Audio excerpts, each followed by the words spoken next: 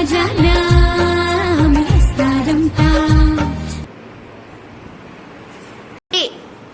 आज आपल्याला द्रव्य पदार्थ आणि अद्रव्य पदार्थांची समज मिळवायची आहे.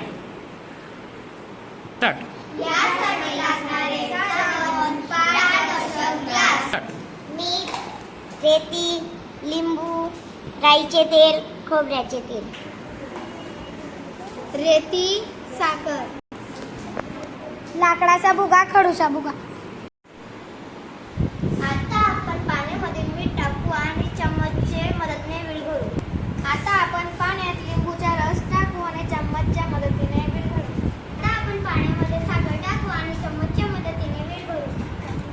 आता आपण पाण्यामध्ये साखर टाकू व त्याला चमच्याने विरघळू. आता आपण पाण्यामध्ये तेल टाकून चमच्याने विरघळू. पाण्यामध्ये रेती टाकू व रेतीला विरघळू. 2, 3 स्टार्ट. आता आपण खडूचा भुगा टाकून त्याला पाण्याला विरघळू. आता आपण लाकडाचा भुगा पाण्यात टाकू आणि त्याला विरघळू. आता मुलांनी पाण्यामध्ये काही ना काही पदार्थ टाकला आहे आणि त्याला विरघळण्याचा प्रयत्न चालू आहे.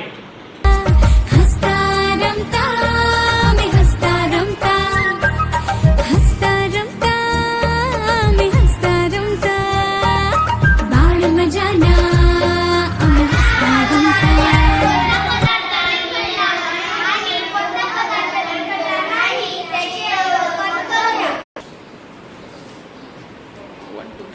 पाण्यात मीठ टाकले तर मीठ विरघळून जाते व आपल्याला दिसत नाही. पाण्यात लिंबू टाकले तर ते विरघळून जाते, आपल्याला दिसत नाही. पाण्यात साखर टाकली तर विरघळून जाते, ते आपल्याला दिसते. पाण्यात साखर टाकले तर ते विरघळून जाते, ते आपल्याला दिसत नाही. पाण्यात तेल टाकलं तर ते विरघळून जात नाही. पाण्यात तेल टाकलं ते हसता रमता आम्ही हसता रमता. बाळ मजाला आम्ही हसता रमता. बाळ मजाला आम्ही हसता रमता. मम्मी पप्पा नवाले असता मीठ, लिंबाचा रस आणि साखर हे पूर्णपणे विरघळून जातात व आपल्याला दिसत नाही.